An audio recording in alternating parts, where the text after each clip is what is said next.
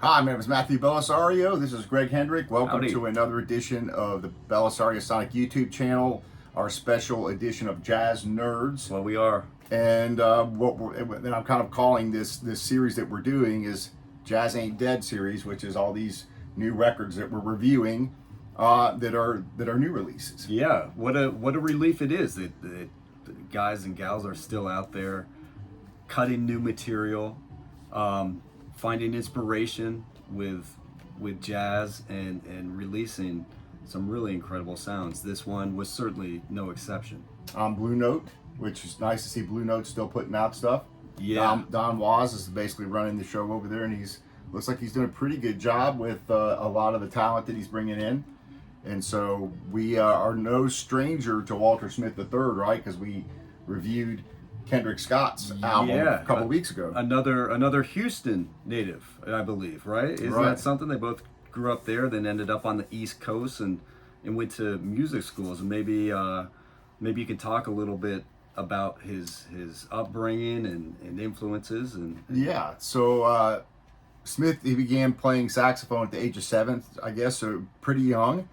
He was, I guess, pretty good when he was first starting to play as a youngster, and then started composing his own material as well.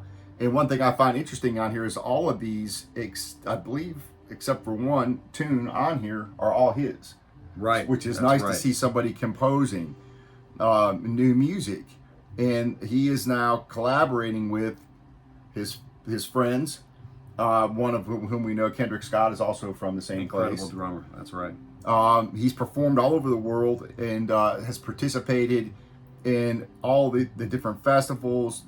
He's played the Carnegie Hall, Village Vanguard, Kennedy Center. He's also appeared on many recordings with big guys like Herbie Hancock, for example, Dee Dee Bridgewater. He's appeared on over 100 recordings. Wow. As a sideman. Yeah. And 9 of them as a leader, and this, of course, is his latest one. So that's a little bit about him. Now he's playing with some interesting people. I found he's playing with a piano player. He's playing with a guitar player, with whom I've never heard of before. Yeah. A trumpet player, and a bass player, and of course Kendrick Scott on drums. So I thought that was kind of an interesting mashup there. Yeah, I mean, all really talented. There was a video from like 9 years ago on YouTube I saw of the guitarist Matt Stevens, who I thought you'd really like as a guitar player. Yeah, he's just very because good. He does some really experimental jazz. He does different types of styles, some Latin stuff, modern. I mean, really, really incredible player. He's born in '82. In Ontario. He's a Canadian. Okay. Ontario, Canada. Also graduated from the Berklee College of Music, which a lot of these guys have. He's been on at least 25 albums that I can find as a sideman, 3 as a leader, who knows how many others. Yeah. So that was interesting. The pianist, Taylor Eichste, I guess is how you pronounce his name. I know nothing I've never heard of him either. Yeah. He was born in '84. He started playing piano when he was 4 years old. Considered to be a child prodigy. I believe it. Since the age of 15.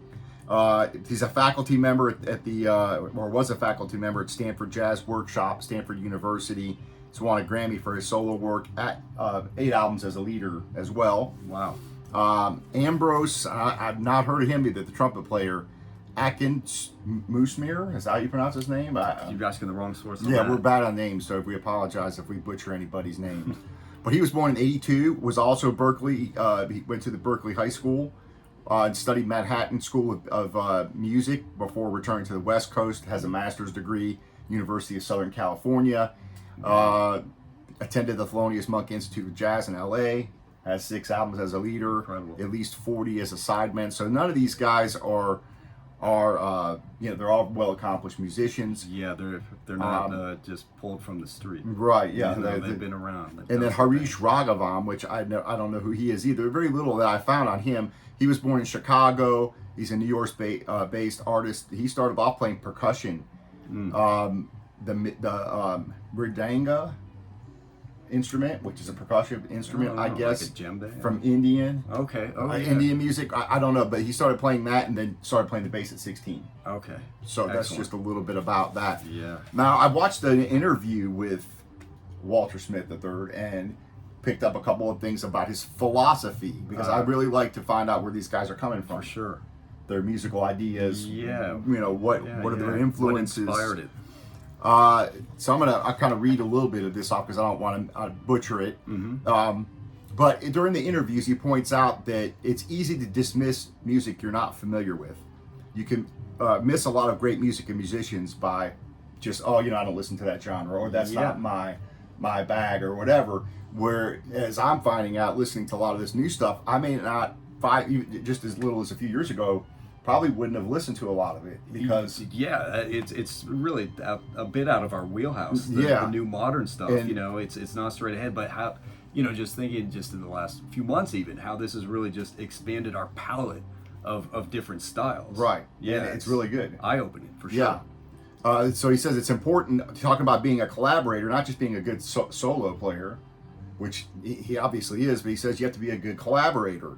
It's important to get along with the other musicians. It's always good. You can feel that when you're in the studio recording, that you don't have someone trying to one-up somebody else or trying to push their way around, right? Yeah, oh yeah. But he talks about it's important to have instrumental virtuosity, he says, but also he says that it's important, once you have your equipment down, to stick with that. So when you're playing saxophone, instead of changing out mouthpieces all the time, trying to find all these, it's like once you get where you can play it, you kind of stick with that. Okay, He that. finds that that's important. And listening, of course, he talks about how important it is to listen, because everybody wants to say what they want to say. It's the same thing in conversation, like I'm running my mouth now. Well, you're presenting the facts. But people like to always give their 2 cents, but in music, you really have to be a good listener. He really points that out. Absolutely crucial. Now, as far as making the record, he says, I have to play in the moment as much as possible, being affected by the other musicians in the environment that I'm playing within. Not everything works out the way you want it to, but you have to keep at it and grow as a musician and as a person. He said he saw Wynton Marsalis in the audience one night, and he thought he would go out and impress him. And he said he thought he did a great job, but it was really terrible. And he says this: Interesting. You have to be sincere in what you're playing rather than trying to impress a person or a group of people. When he talks about playing with others, he said you have to trust the musicians that you're playing with. He likes to begin writing on the piano and then share back and forth in composing the basic structure of the composition. Okay, that's really interesting. And I was wondering how he went about doing that, because didn't he compose most of these like a week out from the sessions? Yeah, which is incredible. Yeah. So I'm curious how that collaboration went, where it begins and how he gets it done in that short amount of time. Right. Which I think is really original and keeps it fresh and moving and lively. Yeah, and you find that a lot of these musicians, whether they're playing saxophone or trumpet or whatever, a lot of them are well versed on the piano. I find that to be the case on a lot of even drummers, and that they can play piano really well, so they can understand the structure of the music. That makes perfect sense. Absolutely. As far as quickly influences, before we hit the album here, his big influences were Kenny Garrett, Branford Marsalis, Joshua Redman. And he says that Coltrane's Lush Life was one of his favorite records. And listening to Coltrane taught him about the emotional and spiritual element of music. Oh, that's really cool. And that. So there's just a little bit about him as a musician and his thoughts on music before we jump in and let's talk about the record. Yeah. Well, I was going to start with. You got a couple of? Yeah, just a quote real quick from jazz critic Kevin Whitehead on an NPR review, said the following: with Smith, everything's in balance. His pliable, expressive tone is not too heavy or too light. Rhythmically, he can ride a beat or resist it. Smith exploits tension between simple and complex phrases, smooth and rough textures, and the composed and the improvised. Which I thought was perfect for that album. I mean, what a nice summary that is. Yeah. I mean, overall, let's give a quick overall. Yeah, what did you think of the initial thoughts? Yeah. Stirring, complex, sophisticated, colorful, a breath of fresh air, moving, captivating. It's music that you really have to listen to. You know what I mean? To get into this. And it's one of those things that the more you listen to, the more you get out of it, and you find new things, kind of like a good movie or a good piece of art. But yeah, I loved it. I enjoyed it all the way through. I thought it has a very modern cosmopolitan sound to it. I do agree that repeated listenings, as with a lot of these modern records, you're able to pull a lot more out of it. I liked the album overall. I did not like it as much as I did Kendrick's outing personally, but I did like it. There was just, I thought, 2 tracks. Well, as we go through the tracks, we'll talk about. I thought 2 tracks just kind of drug a little bit. So I'll talk a little bit about that. And by the way, when we're reviewing these records, I'm not getting these records sent to me for free. So when we review these, we're reviewing these as our honest opinion. So I'm buying these records and I'm reviewing them. So I just want to point that out, because there's a lot of people out there. One guy left a comment, "Oh, looks like you guys are, trying to." Really? Getting the free funny. or whatever. Yeah. No, we're buying the record and we're doing an honest review because we love the music. This is heartfelt. No influences whatsoever. All right, so let's hit the first track, Contra, 5 minutes and 3 seconds. Yeah, busy, quick start, upbeat, melodic dashes. We had the sax taking the first solo, and then he hands it off to the electric guitar with a driving intensity, frenzied energy, lots of fireworks. Okay. And this one we could get into a bit because it was influenced by an 80s video game, which I love, Contra. Do you remember playing Contra? Yes, Contra, homage to his childhood, he said. And from a controller code in the video game, he actually wrote the music to the actual hack on the controller. And the actual hack was like up, up, down, down, left, right, whatever. And so he wrote the music. He wrote the music in that pattern, which is amazing. So I thought it was great. Up tempo, unique melody. I really liked it. Great, beautiful sax playing. I thought impressive runs. The guitar solo, the clean tone of the guitar. The song goes by fast for the 5 minutes that it is. It's just a lot there.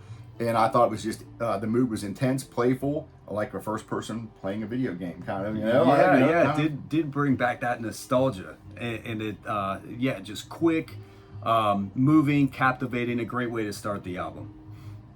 River Styx. My favorite one on the record, I think. Okay. What'd you think of that?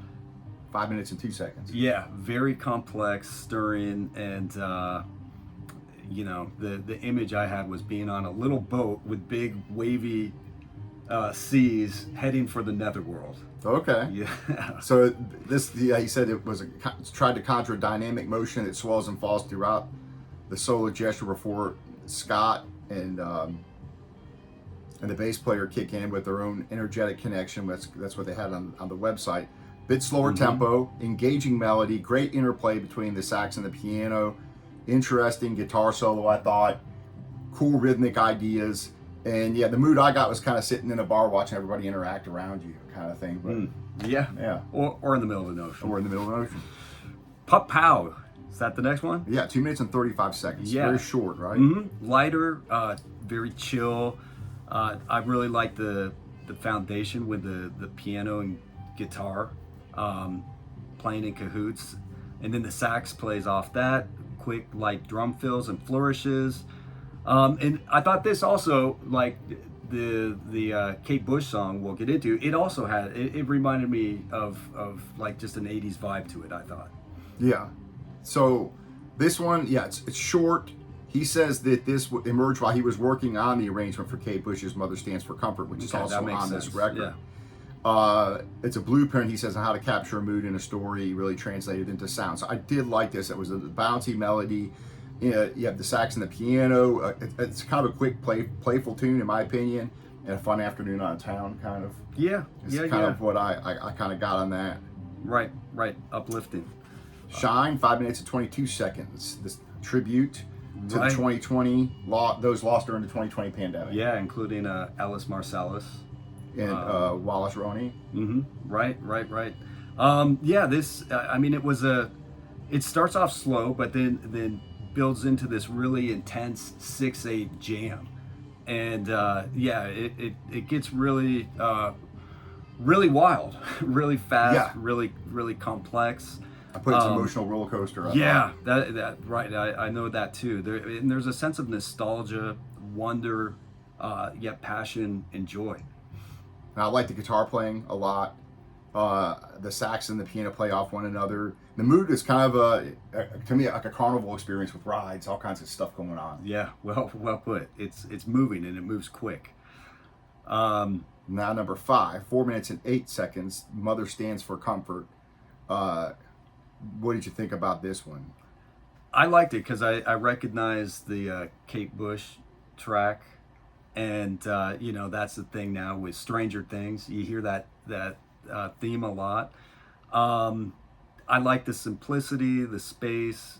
It's slightly Record here. yeah, slightly haunting, slightly reflective, slightly repetitive, but a nice outro where just the sax and bass lead us out. Had to flip the record over. Sorry. Yeah, good. So for me, this was kind of where it got a little boring for me. I'm just going to be honest. It's very laid back. I like the textures of the guitar. I like the layering of the piano and the sax. Just for me, the song never goes anywhere for me. It just It repeats, for me, certainly, yeah. For me, it just kind of got boring a little bit. I kind of the mood for me was kind of napping on the porch. I'm not saying it's terrible, but to me, it just lost some momentum there. It just kind of became that tune to me just kind of brought it down a little bit. That's it. Yeah. All right. Well, it's a slower one, no doubt about it. Quiet Song, 5 minutes and 37 seconds. Yeah, anything but quiet. Right. Right. This one, it's upbeat, a lot of counter rhythms, counter tempo, contemporary, explorative, frenzied. I thought it was going to be one you'd lay back and go the Chardonnay, but no, it's intense. It's in your face. It moves. And he said that it was initially supposed to be a quiet song, and once they started rehearsing it, it just became over the top. They started jamming. So jamming. So it's loud, a bit chaotic. I really liked it. There's lots of dynamics here, which is what I like, and so I really enjoyed it. It was kind of a mood of a frantic pace of I think that's the one though. I would say I like to have that feeling of ease sometimes when I listen to. Yeah, I would too. You know what I mean? And that one just repetitive. And there's a certain discomfort intentionally. Yes, I like it. that. Yeah. On Quiet Song. But like the next one, like Lamplight. Yeah, I like which that was too. probably his most straight ahead song. Yep. I love that. That was probably my favorite one. Just nice, smooth, swing style jazz. He said something he rarely does. It was hard for him, right? Because he's not used to swinging the 8 notes, right? Yeah. So I did a good job on this. Walter loved it. Appreciate that you can do that among the many things you can do. Up tempo Incredibly tune, well. I liked it. Great playing by Smith and Stevens. Again, the guitar really adds to me the feeling. The mood's very joyful. I thought, right? Yeah, definitely is. Number 8, Amelia Earhart Ghosted Me. I like that. The title, 5 minutes and 27 seconds. Yeah, intriguing, and that's how this song is. It starts with almost an exotic vibe, almost like Amelia Earhart. Maybe she got lost over, I don't know, somewhere in Africa, somewhere in the Sahara. Who knows? But you have all these like rim shots, tom rolls, a very interesting sound, very unique. And it's like, okay. I thought it was very intense. I love the trumpet playing on that one in particular. What did you think about Kendrick's playing on this record versus the one we reviewed last time? A little bit more of a backseat this time, maybe. It was, but he's still. I mean, he's so busy and subtle. He doesn't draw attention to himself, which is hard to do when you're doing that many fills, rolls, and moving all about. But I love what he did on this album, and it goes to show he's a true virtuoso. Absolutely. So I put it for mood. It was just intense. I really liked it. Then you had number 9, K8 plus BYU $. Yeah, I don't know what that means. I was looking for. Well, he said that it was a mashup. It's a long. I think it is the longest tune on the album. It's 6 minutes and 46 seconds. He said it's a mashup between 2 existing originals, including the first song he ever wrote. Right. Very mid-tempo. I thought that you had that's where you had some of the Fender Rhodes playing. Which was cool. I really liked that. That too. Yeah, I thought that was really nice. I had like a kaleidoscope of rhythm, movement, melody, with that dazzling Fender solo. And I really like how Smith gives the musicians room to roam about the cabin. You know, he really just gives them the space they need to improvise and explore. Yeah, I thought this kind of had a Chick Corea feel to it for me, a little bit with the Rhodes and that kind of a feel. Yeah. I thought it kind of had that Yeah. mood stroll on the busy boardwalk kind of. Right. Yeah, I liked it. And then Revive, the last song, 3 minutes and 31 seconds.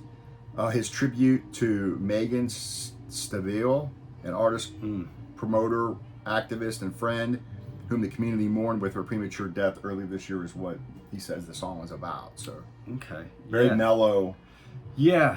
For me, again, this was just a little slow, a little repetitive, but it was melancholic, and it was very kind of a late afternoon kind of melancholic song. Which I really loved. I loved some of the ballads or the slower pieces on this. Like I really enjoyed the Mother Stands for Comfort, and I really enjoyed this one too. It just was, like just a candlelit evening, or maybe you're departing from a loved one and then you reunite years later, had that kind of feel to it. So yeah, I thought this was one of my favorites, along with Lamplight. Okay, well, Yeah. I think so. What would you rate the album as a whole? Like, if 1 to 10, if you had to give it a rating? Yeah, I'd give it an 8, man. An 8. I was Yeah. thinking like a 7.5. Mm-hmm. Walter Smith's Casual. I mean, Corridors. I mean, what would you give Kendrick Scott's Corridors? What would you give that? I'd give that a 9.5. See, I'd give that like an 8 or 8.5. So Okay. we're pretty close on that. Yeah, yeah. And then what about the last one we reviewed? Taniki? Yeah. I'd Oh, give that a it's 7. Aria. I'd give that a 7. Yeah. I think 7.5. I enjoyed that a lot. So we'll try to do review. We'll try to rate each album. Yeah. And next week we've got an interesting one. Hargrove, isn't it? Yeah. Oh, that's gonna be fun. So we're Yeah. gonna do that, Yeah, which that's is a gonna be newer fun. release. And Yeah. Is it Blue? live. Is it Blue Note? It's not. Blue no, Note, I think is it's it? an Elemento or Resonance Records. We'll do that one next week. So. All right. Very good. All right. Well, if you go out and again support jazz, Buy get the out album, and buy for sure. the album. It's Yeah. really good, and get into some new jazz, because there's a lot of great music, and if people don't know about it, they're not going to buy it. And a lot of people are buying the old reissues, which there's nothing wrong with that. There's a lot of great stuff. New Coltrane reissue just came out, so that stuff's coming out all the time. And although that's great, it pulls away from the new guys, because people are going to go out and they're going to buy a Coltrane album, Sure. because they know who he is, and they're fans of Coltrane. Yeah, the and classics. something new comes out, like that, a new live album, for example, that's never been heard, people go out and buy that. And again, there's nothing wrong with that, but the problem is this stuff gets left in the dust because people only have so much money to spend on records. Right. We got to support these new artists. They're gigging, they're making money that way. They're teaching. Most of these guys teach as well. Yeah. Like he's I forget what department he runs, but they need your support, ladies and gentlemen. All right, well, take care. We'll see you on another edition of the Jazz Nerds.